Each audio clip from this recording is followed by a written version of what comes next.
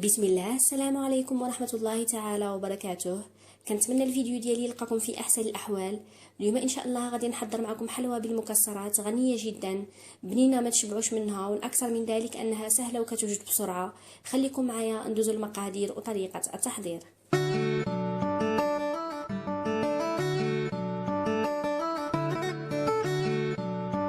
في المقادير غادي نحتاجو ل 400 غرام من المكسرات. انا هنا استعملت 200 غرام ديال اللوز، 100 غرام ديال النوازيت، و100 غرام ديال الكاوكاو اللي كيجي هكا كبير وبدون قشره. تقدروا تستعملوا اي نوع من المكسرات كتفضلوه، اولا تقدروا تكتفيوا غير بنوع ولا جوج الانواع على حسب الرغبه ديالكم. هنا عندي 200 غرام ديال البسكوي اللي قطعته قطع صغيره بهذا الشكل هذا، انا استعملت هذا النوع. تقدروا تستعملوا اي نوعيه كتفضلوها، اولا تقدروا تستعملوا حتى البسكوي ديال الشوكولات. 100 ملل من الحليب الساخن اللي ضفت عليه ملعقتين صغيرتين ونصف من السكر حبيبات او سكر سنيده. بالنسبه للكميه ديال السكر كتبقى على حساب الرغبه ديالكم وعلى حساب الذوق ديالكم. هنا عندي 100 غرام من الزبده اللي يفضل انها تكون زبده حيوانيه باش كتعطيكم مذاق زوين الحلوى ديالكم، ومن الضروري انها تكون بحراره المطبخ. بسم الله نبداو على بركه الله. اول حاجه قمت بها كيف ما كتلاحظوا، جبت مقلاه ووضعت فيها الكميه ديال المكسرات ووضعتها فوق نار اللي هي متوسطه، وغادي نخليها ونبقى كنحركها مره بهذا الشكل هذا. كيف ما كتلاحظوا فالكاوكاو بدا كياخذ اللون الذهبي، غادي نستمر هكا التحريك. غنزيد واحد شويه وانا كنحرك صافي. انا غادي نزولو من فوق النار، فالكاوكاو راه خدا اللون الذهبي اللي انا بغيتو، وفي نفس الوقت حتى النوازيط راه طلق الرائحه ديالو.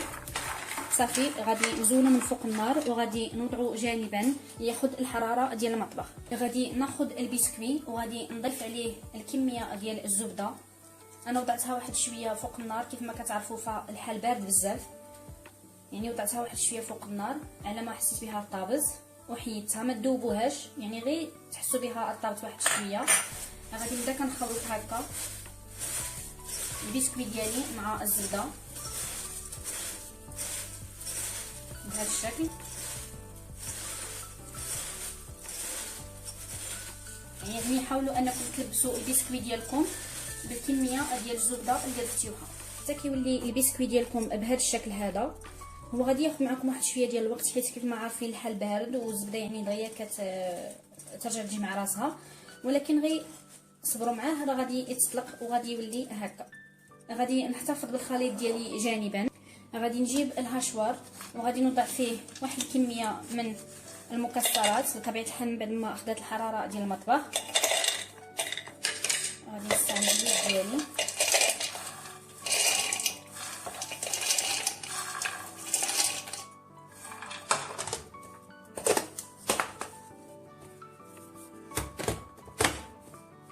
وغادي نبدا كنطحن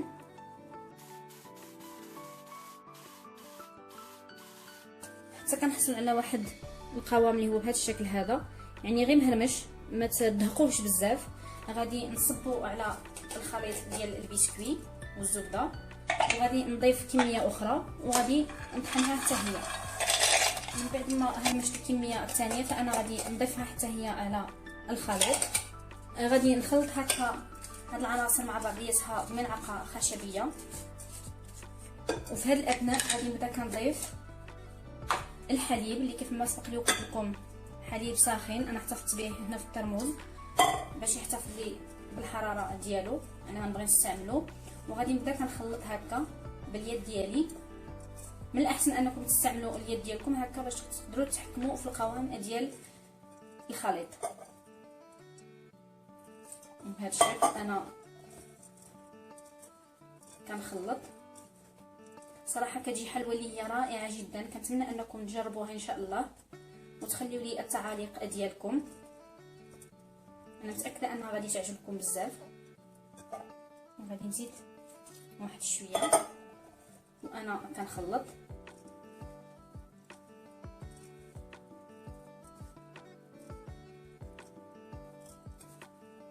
في هذه المرحله فانتم تقدروا تضيفوا القليل من العنب المجفف او الزبيب اللي كيبغيه. انا الصراحه ما كيبغيهوليش داكشي باش ما درتوش، ولكن صراحه هو كيعطيها واحد المذاق اللي هو زوين. اللي بغى يستعملو يقدر يضيف واحد 40 غرام تقريبا اولا 50 غرام يكون كافي. غادي نزيد مازال واحد شويه. انا صافي وصلت للقوام اللي انا بغيتو. غادي تبقاو كتضيفوا الحليب حتى تحصلوا على واحد القوام اللي هو بهذا الشكل، يعني الا جمعتوه هكا بيديكم فهو كيتجمع. بالنسبه للحليب فانا ما كملتش الكميه كامله، تقريبا بقات لي معلقه كبيره ونص. يعني بقاو كتضيفوا وانتم كتشوفوا عينيكم ميزانكم. صافي انا غادي نجيب في هذه الاثناء المول اللي غادي نستعمل. انا غادي نستعمل هذا المول هذا اللي كيتحل من الجانب، اللي غلفته بالورق ديال الطبخ بابي كويسون، وغادي نوضع فيه الخليط ديالي كامل، وغادي نبدا كنوزعها هكا على المول ديالي بهذا الشكل. غنوزعوه بالتساوي باش ماشي بلاصه تجي طالعه بلاصه لا.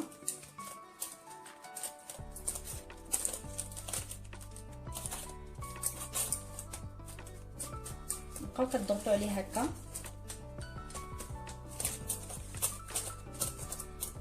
انا غادي نستعمل بهذا الكاس هذا وغادي نبدا كنضغط بهذا الشكل باش هكا كيولي لي السطح اللي هو مقاد.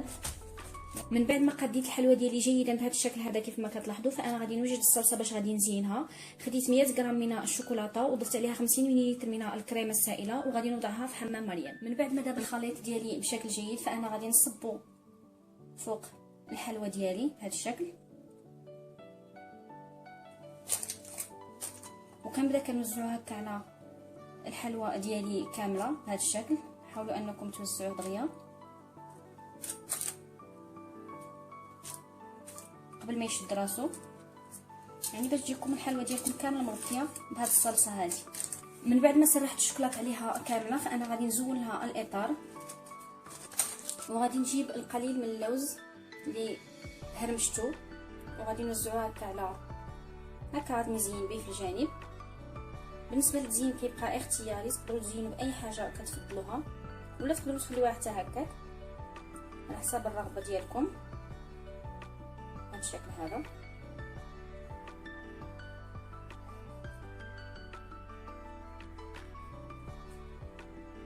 وهنا غادي نرش هكا شيشات خفاف في الوسط هكا.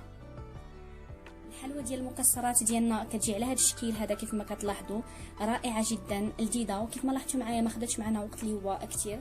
ها نتوما كيف ما كتلاحظوا القوام ديالها كيفاش كيجي من الداخل. كنتمنى ان الفيديو ديالي ينال الاعجاب ديالكم. الا كانت هذه اول مره كتشاهدوا فيها القناه ديالي فكنتمنى انكم تشتركوا فيها وتفعلوا الجرس باش يوصلكم دائما جديد الوصفات. نتلاقاو في فيديو مقبل ووصفه جديده ان شاء الله.